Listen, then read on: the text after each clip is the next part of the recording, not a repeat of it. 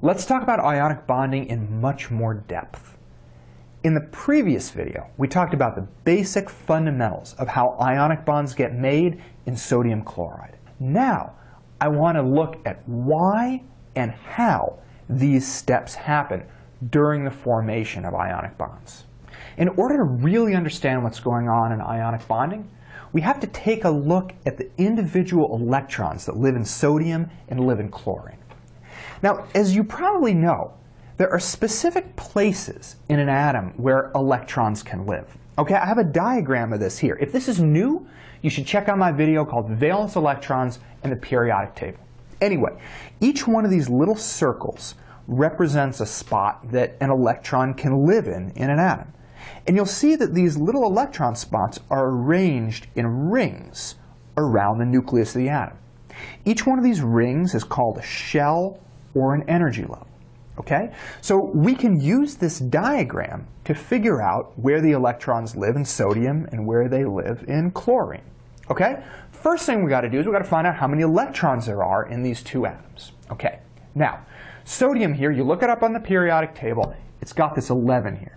That means it has an atomic number of 11. There are 11 protons in sodium. Now remember, when ionic bonding starts, these atoms are not yet ions. They don't have a charge. They're neutral. So that means that they have the same number of protons and electrons. So there are 11 protons in a sodium atom. That means there are also 11 electrons in a sodium atom. Okay, the same thing is true with chlorine. It has an atomic number of 17 protons. It's starting out without a charge, so it has 17 protons and 17 electrons. Now, we can take one of these diagrams and fill it in from the center on out with a number of electrons. So, for sodium, that's going to look like this. 11 electrons arranged around the atom from the center out. And for chlorine, it's going to look like this. 17 electrons arranged around this from the center out. Now, you may not be able to tell from these diagrams, but these are two very unhappy atoms. The reason why has to do with their valence shells. You remember what valence shells are? They are the furthest out energy level that still has electrons in it. Okay? So for example, this is the valence shell of sodium. It's got one electron here. And this is the valence shell, the furthest out shell for chlorine. Okay? The reason why these two atoms are so pissed off is because every atom wants to have a full valence shell. It's like every atom's goal in life. Sodium is really unhappy because it only has one electron in its valence shell, and it has these 7 empty spots. Okay? Chlorine, on the other hand, is also upset because it's got a mostly full valence shell, but it's got one empty spot. It's so close. It's so close, but it's still super unhappy because the valence shell isn't full. So sodium and chlorine are both unhappy. They both want to fix their situation. And in trying to fix it, that is how they're going to end up with an ionic bond. Okay, so how are sodium and chlorine going to get happier? How are they going to fix their situation? How are they going to try to fill their valence shells? Well, take a look at this. They can help each other out. Okay? Chlorine has one spot left before it's able to fill its valence shell. And so what happens is sodium can give chlorine one of its electrons. Okay? So this electron moves from sodium to chlorine to fill this spot. Here's what we end up with. Okay, let me just show you what's going on here. Okay, so we got sodium, we got chlorine, and this electron up here moves between them. Okay, so it leaves sodium and it goes into chlorine. Okay, and now chlorine has filled this empty spot with one of sodium's electrons. Okay, so now chlorine is super happy. It has a full valence shell. It's achieved its goal in life.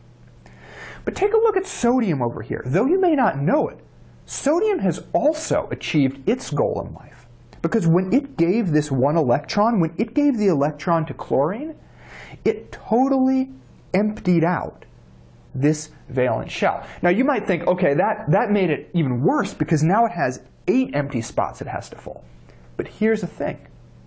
If you can get rid of all of the electrons in your valence shell, it's like that valence shell just disappears. Sodium doesn't even have to worry about it anymore. Okay, so it gave away this last electron in its valence shell, and now it's like the valence shell just disappears. And this is now sodium's new valence shell. And check it out. It's totally full. So by giving away that one electron, it could get rid of its whole outer shell, and this is its new valence shell. It's full, and sodium's happy.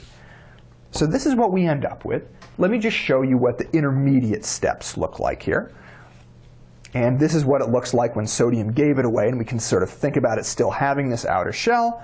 And here is chlorine with the new electron from sodium. So we've got step 1, step 2, step 3. Okay, so now chlorine has a full valence shell. Now sodium got rid of its old valence shell, and its new valence shell is totally full. They're happy. But let's talk about what's going on with the electrons here, okay? Because there are electrons moving. Now, over here with chlorine, it used to have 17 electrons, and then it got a new electron from sodium. So it doesn't have 17 electrons anymore. Now it has an extra one, so it has 18 electrons.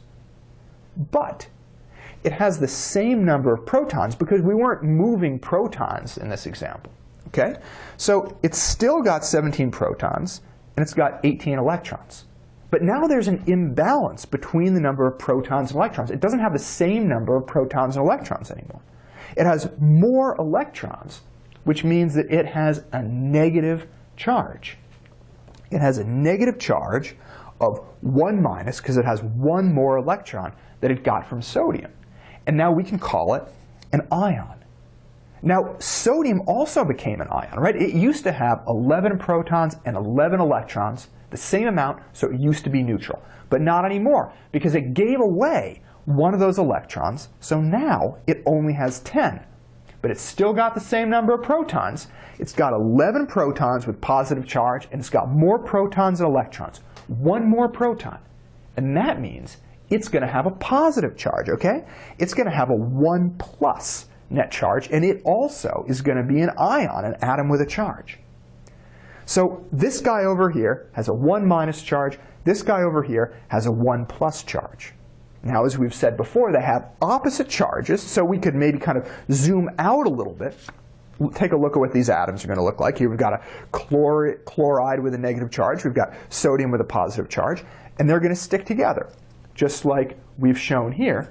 And that is because opposite charges attract.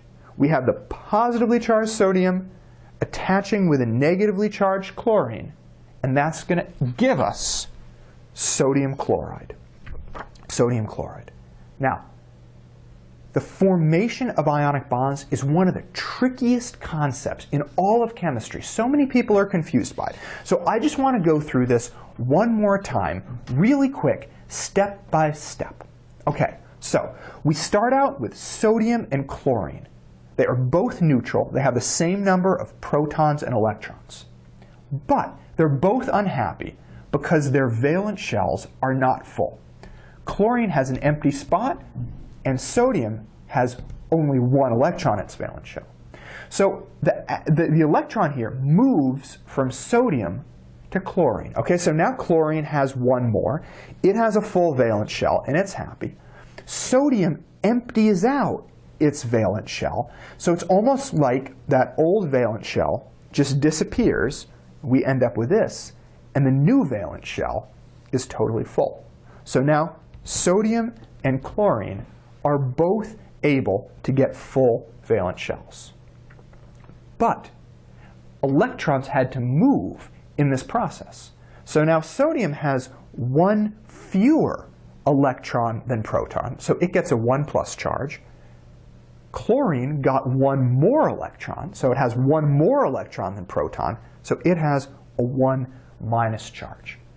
So these guys, they trade electrons, or an electron moves from sodium to chlorine, in order for them to get full valence shells. And it's in the process of that happening that they end up getting charges.